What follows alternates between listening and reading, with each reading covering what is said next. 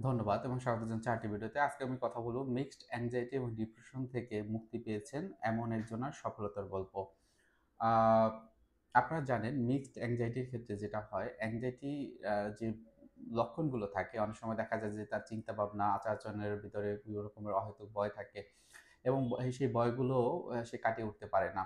বেশিরভাগ ক্ষেত্রেই দেখা যায় যে তার চিন্তাগুলো সবসময় ভবিষ্যৎ নিয়ে থাকে এবং সেই ক্ষেত্রে হয়তোবা তার বুক ধড়ফড় করা, মাথা ভারী লাগা বা মাথা মনে হচ্ছে যে একদম খুব আ গরম হয়ে যাচ্ছে, পেটে ব্যথা করা, অনেক সময় তার পিঠে ব্যথা করা বা বিভিন্ন রকমের আ বা লক্ষণের কথা বলে।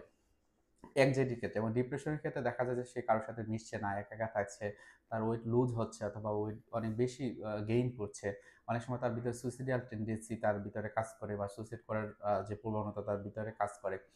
আমার এই যে পেশেন্ট আমার কাছে আসছিল তার ৮ টা সেশন হয়েছিল। সে একজন ছেলে এবং যখন আইডেন্টিফাই করা হয় তার হাইপোকন্ড্রিসিস ছিল। আপনারা জানেন যে এটাও অনেক সময় তার শরীর নিয়ে বিভিন্ন রকমের নেতিবাচক চিন্তা করে। হয়তোবা সে মনে করত যে আমার মনে হয় বড় কোনো রোগ হয়ে যাবে বা আমার ভিতরে খুব বেশি সমস্যা হচ্ছে। তো ঠিক একই জিনিসটা এই পেশেন্টের ক্ষেত্রে ছিল।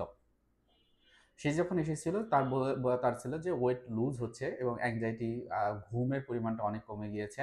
আ মোবাইলের প্রতি খুব বেশি অ্যাডিকশন কাজ করে। টেনশন, স্ট্রেস এবং কোন রকমের কনফিডেন্স সে পাচ্ছে না। Lack of of a attention কোন কিছুতে অ্যাটেনশন বা মনোযোগটি ধরে রাখতে পারছে না।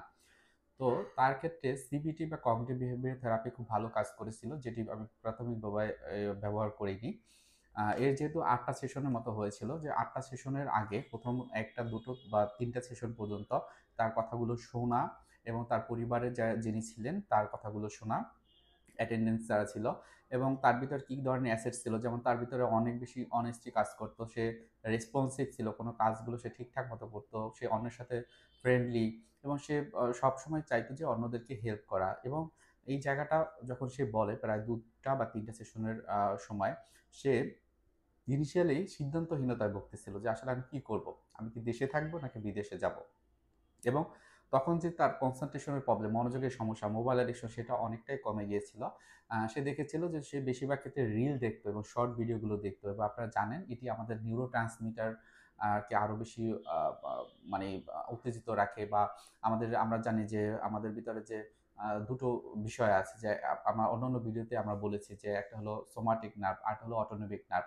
এই অটোনমিক নার্ভ সিস্টেম যদি আমরা শর্ট ভিডিওগুলো বারবার দেখি, তখন কি হয়? আমাদের চয়েস গুলো হয় এরকম অল্প সময়ের ভিতরে বেশি, বেশি আমি যেন মজার বিষয়গুলো জানতে পারি বা ভালো লাগে সেই জিনিসগুলো। সো তার ভিতরে এরকম বিষয়গুলো পরবর্তী চলে এসেছিল যে আমি আগের থেকে কমিয়ে দিয়েছি। ওগুলো আমি এখন আর দেখি না অতটা। কিন্তু এই জিনিসগুলো আমার বেশি হয়। এবং তখন তাকে একটা ফিক্সড টাইম করে দেওয়া হয়েছিল যে এইভাবে সে এভাবে করবে এবং এই সময়টায় সে আ হয়তোবা তার একটু ঘোরাফেরা করা বা অন্য যে বিষয়গুলো তার ইম্পোর্টেন্ট সেগুলো করবে। সেগুলো কিন্তু সেটি সে করেছিল। তারপর পরিবেশের environmental কিছু ফ্যাক্টর ছিল যে সে যেখানে থাকতো তার আশেপাশের মানুষজনরা তাকে একটু বিরক্ত করত। সে একা ঘরের ভিতরে থাকলে পরিবারের লোকজন একটু অতিষ্ঠ হয়ে যেত, ভয় পেত ভিতরে সে কি করে? সো এই জায়গাটাতে সে কি করত সেই বিষয়টি নিয়ে খোলামেলা আলোচনা করা হয় এবং একটা সময় সে বলল যে, "আসলে আমি আসলে যেহেতু বিদেশে যেতে চাচ্ছি বা অন্য বেশ কিছু বিষয় আমি করব, সেটা আমি দেখি। কিন্তু আমার ফ্যামিলি মেম্বাররা সেটা বুঝতে পারে না।" তারা মনে করে আমি দরজা আটকিয়ে আছি। তার মানে আমার মনে হয় এটা একটা আমি কোনো সমস্যায় আছি। তো ১ম দিকে তার anxiety বা ডিপ্রেশন এর কথা, anxiety টা কিন্তু মেইনলি ছিল তার ভবিষ্যৎ নিয়ে অনেক চিন্তা ছিল সে কি করবে।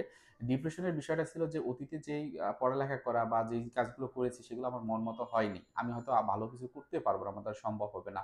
এবং এটাই একটা সময় তার hypochondriasis তার শরীরের উপর পড়ে এবং সে মনে করে যে শারীরিকভাবে আমি ভালো থাকতে পারব না। আমার দ্বারা হয়তোবা খুব বড়, বড় কাজগুলো হবে না। এটা ভাবত। এবং পরবর্তীতে যখন তাদের আ আ মা হ্যাঁ, বাবা এবং মার সাথে একত্রে বসা হয় ফ্যামিলি কাউন্সেলিং এ, তখন কিন্তু সে বুঝতে পারে যে তার বয়স হয়েছে 29 প্লাস অর্থাৎ ২৯ বছরের বেশি। সে বিয়েরও বয়স হয়েছে। আসলে কি করবে? তখন কিন্তু তারা সিদ্ধান্ত নেয় যে সে আ আ ছোট একটা চাকরি শুরু করেছে রিসেন্টলি এবং সেখানে থেকে মোটামুটি চলার মতো এবং অনেক বেশি দরকার নেই। কারণ তার মাও হচ্ছে ডক্টর এবং সেখান থেকে সে ভালো একটা ইফোর্ট ও পায়। বাবাও ব্যবসা করে, সুতরাং খুব বেশি সমস্যা হচ্ছে না। তাহলে সে চাইলে বিদেশে পড়াশোনার জন্য যেতে পারে এবং বিয়ে করার পর হয়তো তার ওয়াইফকে নিয়েও সে যেতে পারবে।